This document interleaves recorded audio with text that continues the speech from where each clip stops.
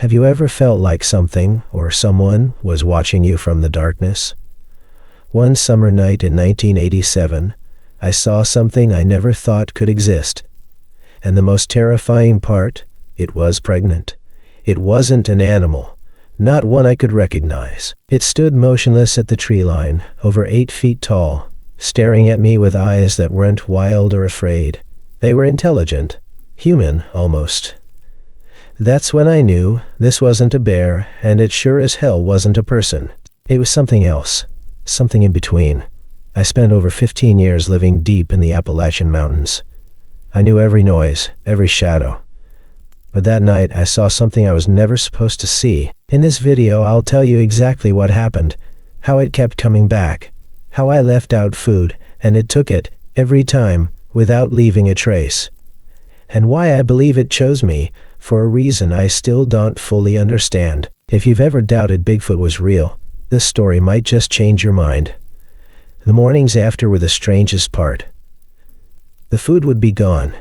No footprints, no disturbance, just gone. But every time it came closer. Studying. If you think this is just another campfire tale, think again.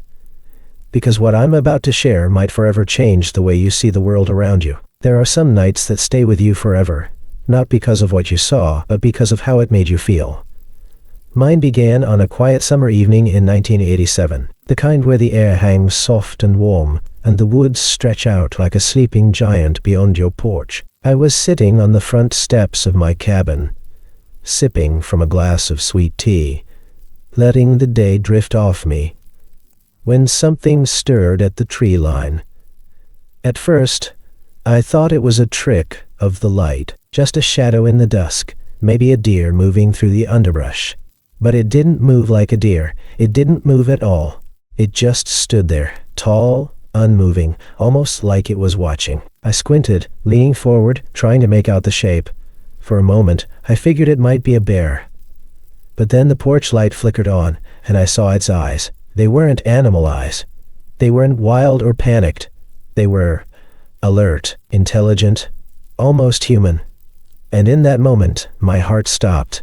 The figure took a single step forward, just enough to catch the edge of the light. What I saw made the glass slip from my hand and hit the floor. It was covered in thick, dark brown hair, easily over 8 feet tall, towering. But the most shocking part wasn't its size. It was its belly, swollen, round. This thing was pregnant. We stared at each other for what felt like forever. I didn't move, didn't breathe. I thought maybe it would charge or vanish, but it didn't. It just looked at me, like it was studying me, like it wanted something, or maybe needed something. Then, just as silently as it appeared, it turned and stepped back into the woods, swallowed by the trees. I didn't sleep much that night. Not out of fear exactly. It was more confusion, curiosity, a deep, strange feeling in my chest like I'd just witnessed something I was never meant to see. But that wasn't the end of it. Over the following weeks, it came back, always at a distance, always watching. I started leaving out food, fruit, vegetables, bread. The next morning the food would be gone. No mess, no tracks, just gone. And every time I found myself asking the same question, why here? Why me? Why me? That summer changed my life in ways I still can't fully explain. And it all started with a quiet evening, a pair of eyes in the dark, and the unmistakable sense that something ancient had decided to step into my world. I couldn't stop thinking about those eyes. Even days later I found myself replaying that moment over and over. The quiet between us, the weight of its gaze, the way it moved without fear. Something about the way it looked at me stuck in my bones. I started sitting on the porch longer each night hoping, though I didn't fully understand why. Maybe I was hoping it would come back. Maybe I wanted to believe it hadn't just been a strange dream brought on by heat and isolation. But deep down, I knew what I saw was real. It did return. Not right away, not predictably. But one night, maybe a week after the first encounter, I saw it again. Just a shape in the shadows at the tree line, motionless. Watching. My breath caught in my throat. I didn't move. It didn't either. Just the same quiet presence, like the woods themselves had grown eyes.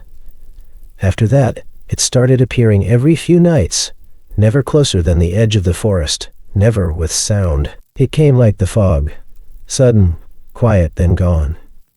Each time it appeared, I felt less afraid and more drawn, not in a foolish way, not like some reckless fool walking into a bear den, but like I was a part of something unspoken, like it had chosen me to witness something that didn't belong to this world anymore. I began leaving food out near the edge of the trees. At first it was just apples, then a couple of cucumbers from my garden, slices of bread. The next morning they were always gone. No sign of struggle, no paw prints, not even crushed leaves, just the empty plate or cloth, clean as if someone had taken care. That's when I knew I wasn't feeding an animal. I was participating in something more, a ritual, a trust. More than once I thought I saw it move, just slightly, a shift of weight, a slow tilt of the head, as if it were listening to me. Or maybe trying to understand me. It never stepped forward, never crossed that invisible line between us, but it lingered longer each time. Sometimes I caught myself speaking aloud into the dark, feeling ridiculous but somehow compelled, as if my voice mattered in the stillness. One morning, after another quiet night of watching and waiting, I found something unexpected on the stump where I'd been leaving food. It wasn't just the usual empty spot. Someone, or something, had arranged 3 small twigs into a careful triangle, with a single smooth stone in the center. I just stood there, staring at it. It wasn't random. It felt intentional, like a reply, a sign of acknowledgement. I picked up the stone and held it in my hand. It was warm, though the morning air was crisp. That's when I began to wonder if maybe it wasn't just coming for food. Maybe it was trying to communicate. Maybe it felt alone. Or maybe it was warning me. Something about its presence had shifted. It was still calm, still careful, but the way it watched me had changed. There was tension now, a wariness in its stance, like it wasn't just curious anymore. It was waiting for something. And I couldn't shake the feeling that whatever it was getting closer. It was late September when everything began to shift. The nights had grown cooler, and the silence in the woods had thickened somehow, heavier, like it was holding its breath. I'd fallen into a strange routine by then. Each evening, I left food at the stump near the trees. Each morning, it was gone. Some nights I'd catch sight of her. Yes, by now I was certain it was female, standing still among the trunks, belly more distended than before, her frame tense, her head cocked like she was listening for something behind her. One night I heard it before I saw her. A faint rustle of underbrush, then the soft crunch of twigs. I stepped out onto the porch, heart already pounding, and there she was, closer than ever before, just 20 feet from my cabin. Her eyes glinted under the porch light, and for the first time I could truly see her face. The bone structure was oddly human, but broader, heavier. Her brow was pronounced, and her mouth seemed tight, like she was holding something in, fear maybe, or pain. She didn't move right away, neither did I. We stood like that, staring at each other across the clearing. Then she did something I'll never forget. She turned her head, slowly, deliberately, and looked back over her shoulder, into the forest behind her. Not just once, repeatedly, like she was checking, like she was afraid. That's when I noticed it. Her entire body was rigid, coiled, as though she was expecting something to leap from the dark at any moment. Then, out of nowhere, she let out a low, guttural sound. It wasn't a growl. It wasn't even a warning. It was mournful, almost pleading. The kind of sound that hits you in the chest before your brain catches up. And in that sound, I heard something I hadn't expected. Desperation. It shook me. I'd grown used to the quietness of her visits, the gentleness in her presence. But this was different. She was trying to tell me something. Not with signs or stones this time, but with her voice. And it scared me in a way I hadn't felt before. Because if she, this powerful, towering creature, was afraid, then whatever she was afraid of must have been something else entirely.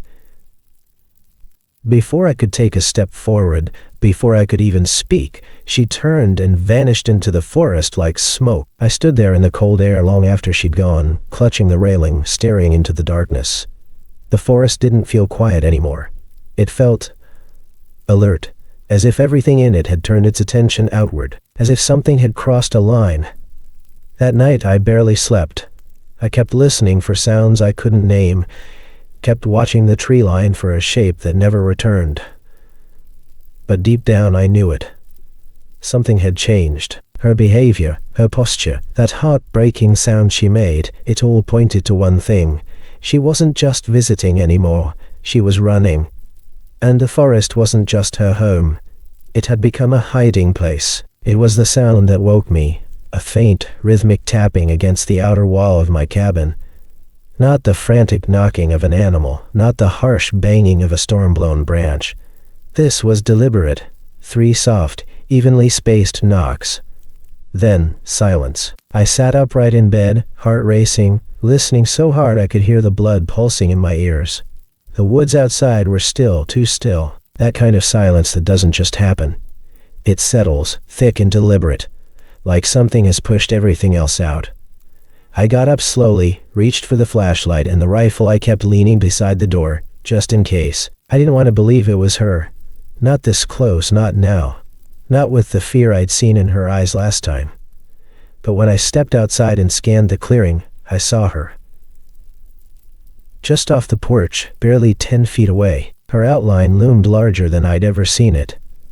The moonlight fell across her side, highlighting the curve of her belly. She was close. Very close. But it wasn't just her size that struck me. It was the way she stood, shoulders hunched, breathing shallow and quick, her massive chest rising and falling like a bellows. Her eyes darted. Not at me, but toward the woods behind her. She was shaking, not violently, but enough for me to notice. Something was wrong. I stepped forward, barely a whisper of movement. She didn't retreat. She looked at me, then back toward the forest again. Whatever was out there. It had her attention. And not in a way that suggested she was ready to fight. It was fear, pure and sharp. The same kind you see in deer just before they bolt. She gave another sound, softer this time. It didn't rise or fall, just a deep, sustained note that vibrated through the stillness. My skin prickled, and then, just like that, she was gone. No sound, no breaking branches, just the dark closing around her shape as if she'd never been there. I stood frozen, unable to follow, not out of fear for myself, but because I could feel it now too, something out there, something not meant to be seen. Something that hunted, even in the silence. The rest of the night dragged by in agonizing quiet. I didn't go back to sleep. I sat in my chair by the window, rifle across my knees, eyes locked on the trees. But nothing came. No more knocks. No more sounds. In the morning, the food I'd left out was untouched for the first time in weeks. No tracks. Nothing. No tracks. Nothing. As if the woods had swallowed her whole.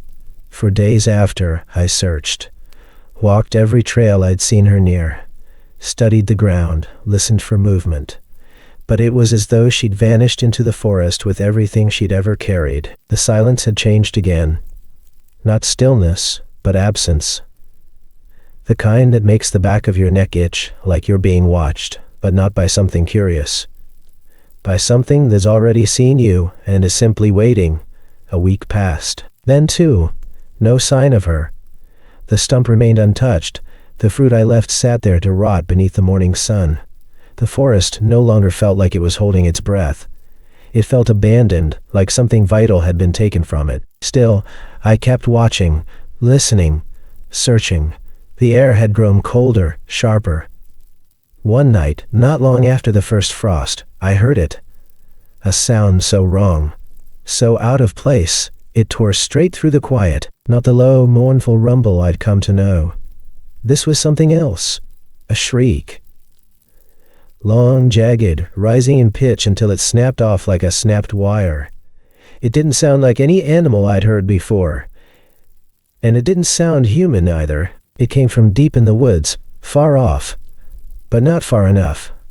I grabbed the flashlight and the rifle and forced myself to follow the sound. Every instinct screamed at me to stay put, to lock the door, wait for dawn. But I couldn't, not after everything. I had to know. The trail was hard to follow in the dark, but I knew the terrain well by then. The trees were black silhouettes, closing in on either side as I moved deeper. The further I went, the more I noticed things I hadn't seen before. Branches broken clean at angles too high for deer or elk, gouges in tree bark, strange markings in the dirt that didn't follow any pattern I recognized. Then I saw it. A patch of ground churned up, as if something had thrashed violently in place. And at the center of it all, blood. Dark, thick and still fresh. It glistened under the beam of my flashlight. Not splattered, pooled, a lot of it. I crouched low, scanning for prints, signs, anything. That's when I saw the footprint, massive, deep.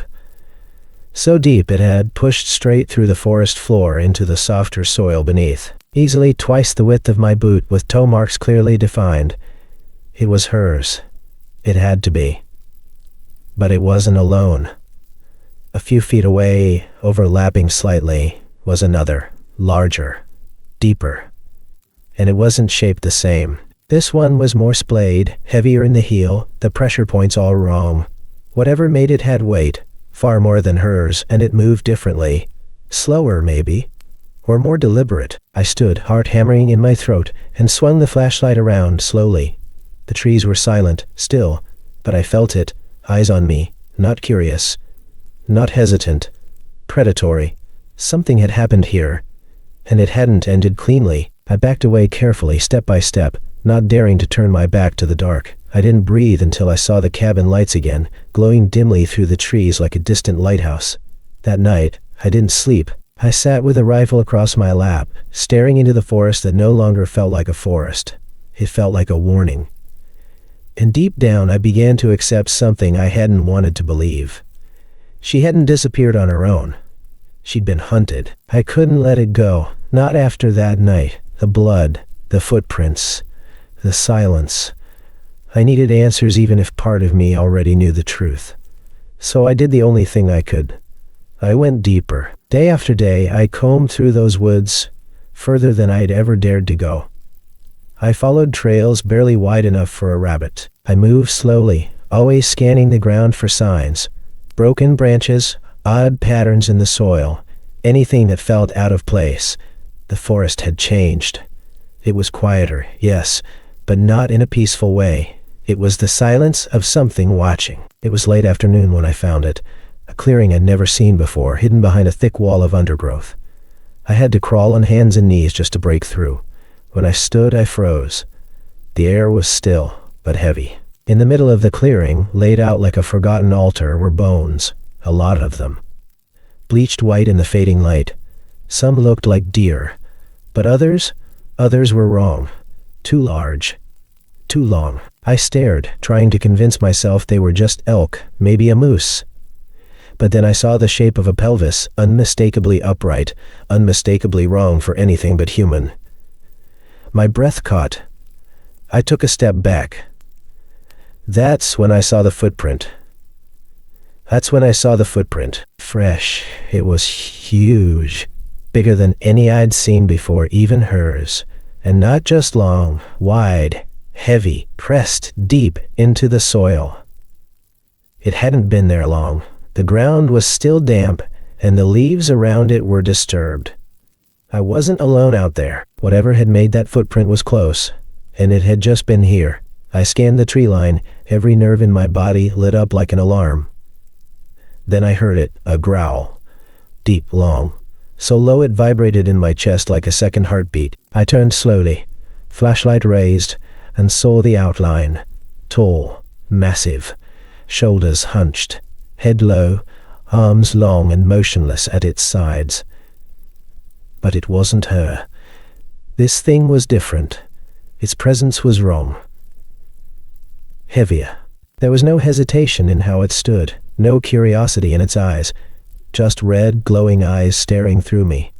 watching, waiting. I couldn't move, couldn't breathe.